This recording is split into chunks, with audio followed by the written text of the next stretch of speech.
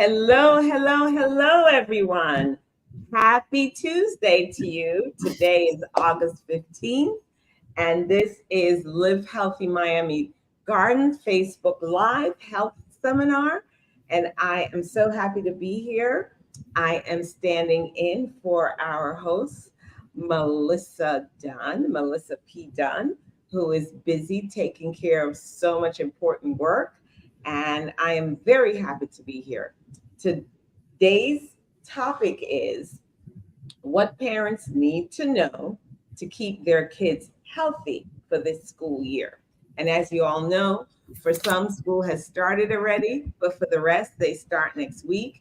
Teachers are busy getting lesson plans together, putting their classrooms together. So we have invited our chief children expert pediatrician, Dr. Michelle Kirwan joins us. She is the pediatrician and chief medical officer for Center for Family and Childhood Enrichment, Child Enrichment. It's a pediatric family health and wellness center in the city of Miami Gardens, also known as CFCE for those that live in the city of Miami Gardens. So welcome, Dr. Kirwan. So nice to have you here with us. Thank you. It's wonderful to be back again with Live Healthy Miami Gardens. Thank you for having me. Thank you so much for being here. So today we want to get your expert feeling and thoughts and expertise on what parents need to know to keep their children healthy for this school year. So what can parents do to ensure a safe and healthy school year? The basics, because nothing's written in stone. If they get sick, they still have to go to the doctor. Yes, absolutely. So, there are things that can be done. First and foremost, make sure your child is up to date with their vaccines. There are a lot of vaccine preventable illnesses that at least the children won't get those or should not get those if they're adequately vaccinated. So that would be first and foremost. If you've not done your COVID vaccines, if the children have not done their COVID vaccines, we recommend those. And then we have an upcoming flu season. Every year there's a flu season.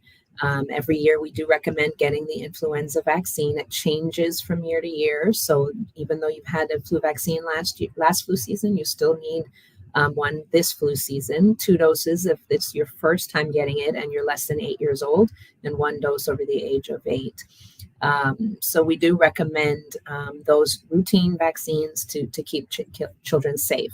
Also, I don't think most of the schools are requiring masks, but I think it would be a good idea for children to have a mask available to them for themselves. So keeping one in their desk at school, keeping one in their book bag. Maybe the teachers could have a box of masks in the classroom. That way, if a child starts to feel sick or feel funny or starts developing a cough, especially while at school, or if the teacher is noticing something in a younger child who may not be able to verbalize, then they could place a mask on. And then just knowing your child and knowing when they're starting to look ill. There's plenty of at-home COVID tests, and you can always go to the doctor for a flu test or a flu swab or a strep test, but just trying to stay on top of your child's health in terms of knowing when they're getting sick or realizing when they're getting sick, realize when they feel warm, taking their temperature, and not sending your child to school as best possible so that when they're sick. Things, because what typically happens is it's a hustle and bustle, June, July, August, we get all the children back in school, physicals done, vaccines updated, and there's a lull, and then all of a sudden everybody starts coming back in September because now everybody has gotten sick and spread it through the classroom. So as best possible, keep your child home. I know people work and it's difficult, to miss work. But it really is. It's challenging, but it's something we've all done it. We've all had to call out sick because our children are sick, but think of how that impacts you when somebody sends a sick child to work and then they get sick and then you have to call out. So it's just, being your brother's keeper and looking out for yourself and the children. And teachers too, if you have a little sniffly nose, maybe you should put on a mask so not to spread it throughout the classroom. But on the up-to-date vaccines, Dr. Kirwan, you have different times and different ages that you should have the basics like the MMR and I guess right now they're still doing polio. tell us if they're coming into kindergarten at that age, what they should have versus being elementary, junior high, and high school. Is if there's a difference, how long it lasts. What do we need to know about that? Sure. So it might be easier to just approach the different sort of age groups. So up until the age of 2, your child, if your child is getting vaccines, they will be fully vaccinated with everything they need by the time they're about 18 months to 2 years old, if they're on course, if they're on the schedule. So by 2, if I have a patient that I've started at birth and I've gotten them all of their vaccines in a timely manner, at 2, they get a break. So any of those children going off to daycare, we want them to have all those childhood vaccines, which are many: DTaP, Haemophilus influenza B, pneumococcus, polio, hepatitis A, flu vaccine is one, Haemophilus influenza B, probably missing one or two in there, but the basic childhood rotavirus, if they're an infant, the younger ones up to the age of 2. From 2 to 4, there's a break, as long as you have been fully vaccinated. At 4 years old, and this is where the children are starting to enter VPK, pre-K, kindergarten. Between the age of 4 and 6, we recommend a measles, mumps, rubella, which is your MMR, the chickenpox vaccine, varicella, a DTaP, which is diphtheria, tetanus, and pertussis all in one, and the polio. So offices may have the DTaP and polio in one poke. It's called a Kinrix, and the MMR and varicella in one poke. That's called Proquad. So you can ask your pediatrician if they have the combo vaccines. Most pediatric offices have at least one of those combo vaccines. And so those are the vaccines to get between the age of 4 to 6 to go off to school. From there, if they're fully vaccinated at that point, then the next set of vaccines is at the age of 11. And at 11, there's a tetanus booster that's required to school. By this, they call it the 7th grade vaccine. So also the schools look at it for 7th grade. We do it at the age of 11. Okay. So the tetanus booster, there's the HPV vaccine, not required for school. It's human papillomavirus for cervical cancer, genital warts, and other cancers. And the meningitis vaccine, also around that age of 11. Some providers will start the HPV at 9, but by 11 or so, they're getting these 3 vaccines. Aside from that, the yearly vaccine is the flu vaccine, and then COVID. If you're not up to date, and we'll see what the recommendations are with COVID as we go along. But those are the other 2. But those are the vaccines to get you through starting the 7th grade. Then you're pretty much finished with your required vaccines for school. HPV and meningitis are not required for school. But at 16, there's another meningitis and a meningitis B. And some of these are a series. So HPV is a series of either 2 or 3 vaccines, depending on when you get started with the HPV vaccine. What about tetanus? Tetanus is like if you step on something, a rusty nail, correct? Correct. So tetanus is part of the DTaP series, which you get 4 of those by the age of 2. You get a DTaP, which contains the tetanus between that 4 to 6 age range, and then it switches to a Tdap, which you'll get at 11. That's the tetanus booster at 11 that's required. After that, and this goes beyond my scope, but every 10 years, you get your tetanus booster after that. Okay, great. So, I'm a grandmother, and I just had an experience, and my granddaughter was bitten in the face by a child. Thankfully, the skin wasn't broken. Okay. But I do know that a human bite is sometimes more dangerous than an animal bite. What should a parent do if something like, you don't want to go off and fight with people. Some children bite, but you just need to be made aware. What should you look for in an instance like that? Medically speaking, or? Mm-hmm. Yeah, so I really recommend taking the child to be seen. If the skin is broken, especially, you can clean the area with peroxide or if it's not broken, soapy warm water, if you just want to be on the safe side. But really, your child should be seen by the pediatrician if the skin is broken. And, we will clean the area and perhaps put them on an antibiotic. Okay. Yeah. And that doesn't happen very often. No. I've not seen that much in my time as a pediatrician. And I think, depending on the age of the child, as long as this is a young child, then you Yeah, really they just were they're both under 2. It was yeah, daycare. I yeah, mean, how did he bit her in the face? And I'm like, yeah. wow, I've never heard that one before. Yeah, you don't see that too often. I more so see like dog bites, and even those I don't see too often, but are like Right, animal bites. right. Yeah. Mhm. So we're sending the little ones and the big ones off to school. So we've covered vaccines, we've covered masking. Let's talk about nutrition. It's such an important part of our day and how we live day to day. A lot of students get lunch at school and breakfast at school. But what should we be sending them to school with as far as snacks? If they don't get lunch at school, what should we be giving them in the morning if we can get them up early enough, or sending them to school with? And what should we have as snacks for them when they get home? Okay, that's a great question. And I think nutrition is one of the hardest things for parents to sort of monitor when children are at school, especially when they're of the age when they can head to the vending machine or make their choices in the school lunch line.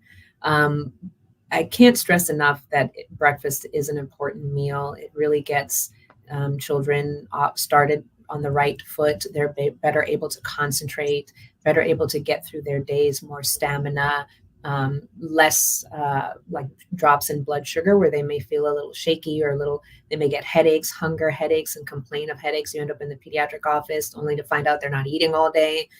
So get them started with that breakfast, and breakfast should be something nutritious, and maybe some protein, some eggs, if maybe some fruit. You don't want to do just fruit because you'll get that spike in sugar. So if you're going to do fruit, maybe balance it with some cheese.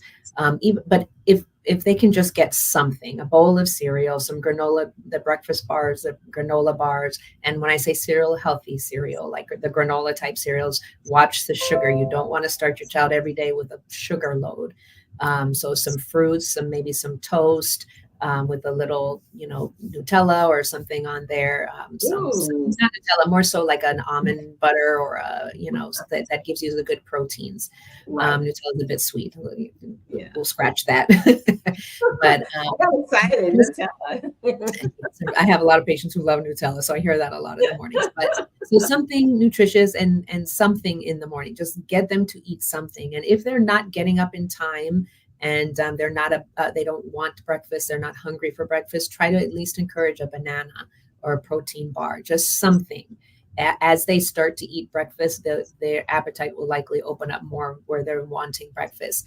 Lunch is a big one. I have so many patients that are gaining a lot of weight, and when I go through the diet history, they're eating very healthy at home, but very unhealthy in school. So you really want to know what your school is offering for lunch. You also want to know what they're putting in their vending machines. And then you want to talk to the school, to petition the school to get healthier foods, if possible, in their vending machines and for lunch. A lot of pizza, a lot of burgers, a lot of junk foods. French fries. Now, mind you, many of the schools are offering these foods, and many of the children don't want to eat it because it tastes bad. So even though it's junk, pizza, burgers that you would think a child might like, I actually have a lot of students who don't eat the school lunch at all. So now they're skipping breakfast, they're skipping lunch. Blood sugar is dropping, headaches are happening. Wow. So you want to send your child to school with lunch if that's what's happening, or if they're eating a very non-nutritious lunch. See if you can send lunch to school with them and pack a healthy lunch. And then dinner is usually more under the parents' control, and really want to stop with the fast foods, the fried foods, sugary foods, the sugary drinks. You can increase obesity significantly just having one soda per day, right? So, and then in terms of snacks, just try to, kids want chips and cookies for snacks, and it's okay. It's not healthy, but every now and then, okay, but that shouldn't be every day. We want to have them getting into the habit. And if you start from very young, their palate will not crave the sugar, the fat, the salt. if you start from very young with nutritious eating. So snacks should be healthy, fruits, nuts, something with like a toast with almond butter on it, just some healthy options and staying away from the junk foods. What about peanut butter and jelly? That was a go-to for me. Peanut butter. You know I say that because you don't know where the lunch bag is during the day, and it's so hot. This is true. So hot. At least with the peanut butter and jelly, it stood the test of time. Even in the lunchbox, I stayed, and my son did not eat cheese. He did not eat butter, and he did not eat cold cuts. So he had peanut butter and jelly every day till I found something. Like if I made chicken, I'd slice it and send it to him. But it was very challenging, And of course, Friday was pizza day. He got pizza, but water. Yes, water is something that we should be encouraging our children to drink all the time. Absolutely. And they don't like water because most of us don't like water and don't drink enough water. So how do we get them to drink? Have my bottle always. How do we get them to drink more water? Again, starting them from a young age, and obviously this is not for the older kids, but starting from a young age, get your child used to drinking water. So if it's not too late, start now. Other than that, you just have to start them drinking water. If you don't have juice and sodas and lemonades and iced tea at home, then they can't have it. Give them water with dinner or on weekends. Encourage them to drink water. Get them used to drinking it. But you have to start somewhere. They're not going to just all of a sudden love it if they haven't been drinking it, especially if they've been exposed to sugary drinks, and that's what their palate has become accustomed to. Yeah. It's pretty hard to switch to water. Now you can add things to water to maybe give it a little bit of a taste. So some people will add fruits like a slice of lemon or orange, some mint, so you can sort of flavor the water. And perhaps they may drink it a little bit better then. Sometimes people want to drink colder water. I mean, I personally drink mine at room temperature. I think it's a little bit better on the stomach. Yeah, I do too. Sometimes you just need to give them colder water. They'll be better at drinking that.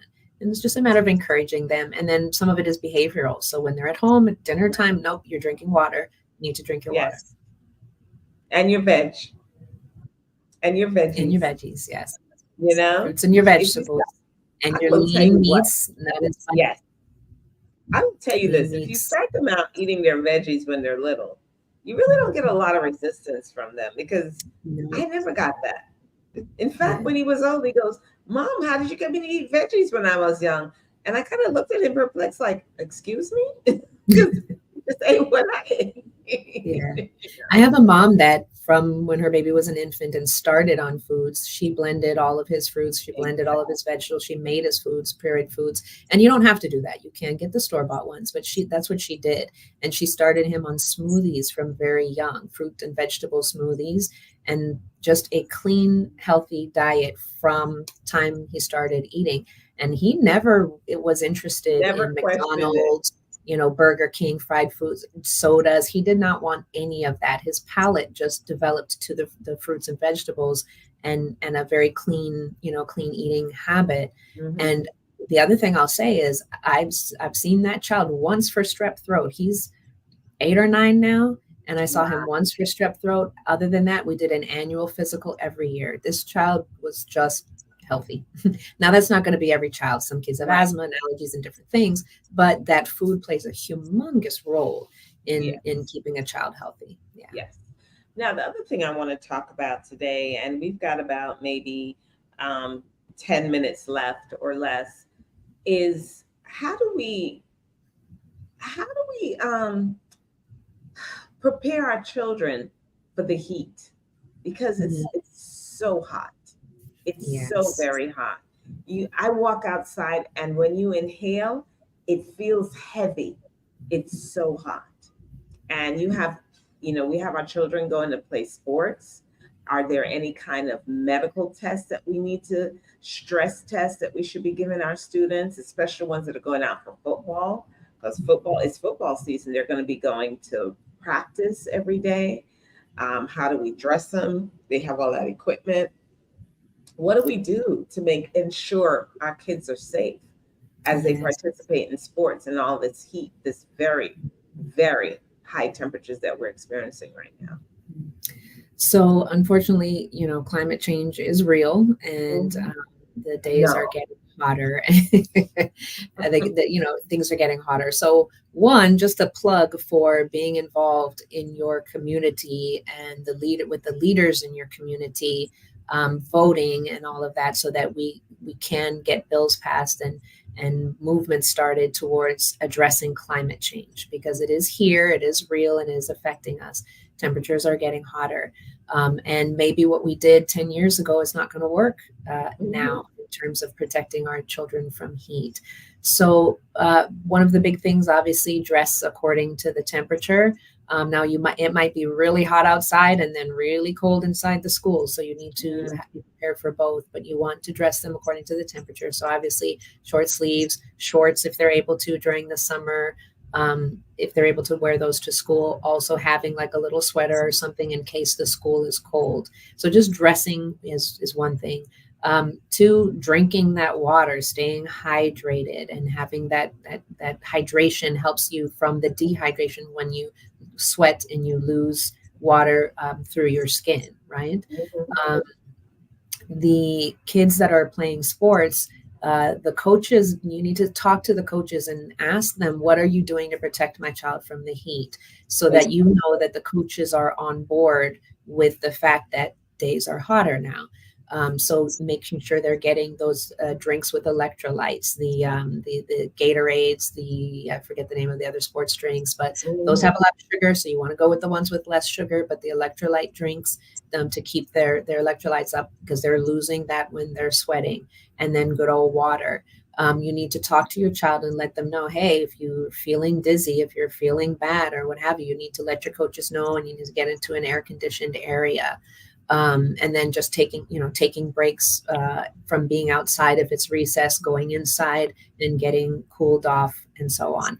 And then the teachers also need to be monitoring children to see how they're doing when they're outside. And then the schools really shouldn't have them outside for PE, things like that, in the dead of obviously in the summer they're not in school, but we still have some hot days going now. I mean, it's probably 96 outside right now, and this is three something. This is when they're out there playing, having practice. Yeah. Do we need to have conversations with the coaches as parents to find out what's going on? Do we need to provide them with, if our child has asthma or any secondary disease that could be affected by heat, so that they know? And, parents, tell your children, listen, do not be afraid to speak up. If you don't feel good, doesn't make you a bad sports person, poor sportsmanship, but you have to speak up. You have to let people know that you don't feel good. And there's no specific test. You mentioned stress tests and things like EKGs. We don't necessarily do those. We don't do those routinely now for athletes. There was a period of time where we started doing them, but it didn't. There was not enough yield to make it make sense to do it for everybody. So it really is dependent on your child's history, and if they have any cardiac history, maybe there would be an EKG. So talk with your pediatrician and see if your child needs any testing or secondary testing in terms of playing sports. Also, when we pediatricians fill out a sports physical form and a back to school, the yellow form, the 30/40, or the annual physical exam form, and we'll put on there if the child has any issues, and we'll put in. They have an abnormal EKG. Do they do EKGs before they go for the sports test? No, not anymore. Not anymore. We used to. For a period of time we did, but no, the yield was not sufficient to warrant doing one on every child. Now, if your child has an issue, your pediatrician may order an EKG. But other than that, no. But on the sports physical form, we're not going to clear them unless we know that they're able to play sports, and we can clear them with some limitations. So we could put on there, this is a child who needs to drink adequate amount of water, or that's every child, but your pediatrician can put little details on the sports physical form or the yellow form in terms of your medical issues, your child's medical issues. Is there such a thing, Doc, as being too hot for them to be outside playing sports? And what would that look like? I don't know if I can give you a temperature that looks like, but yes, I think, I mean, if it's reaching, I don't even know what we get to in Miami. And I err on the side of always being cold, so you can be mid 80s and I'm good. So for me, it's probably different. But getting into the upper 90s, I think that it's going to be difficult for kids to be outside for a prolonged period of time, playing football in pads and all of that. So some caution is going to need to be taken for those Maybe children. that's something that the school board needs to look at, because we've been having, I mean, I've been outside at 4 o'clock and it's 96, Yeah, 97. I mean, yeah, we went out, was it yesterday or the day before? It literally felt like it was 103 out there. It mhm. was that hot. Yeah. I And highly recommend that if your child is playing a sport, that you're having an outdoor sport, that you're having that conversation with the coach and finding out, are they paying attention to this? What are you doing? Just making sure that they're just what the basically protocol aware. is, if there's a protocol, because Yeah. I don't think it was this hot last year. It was hot, but I don't remember it being 90 something every day of the week. Yeah. I don't think so.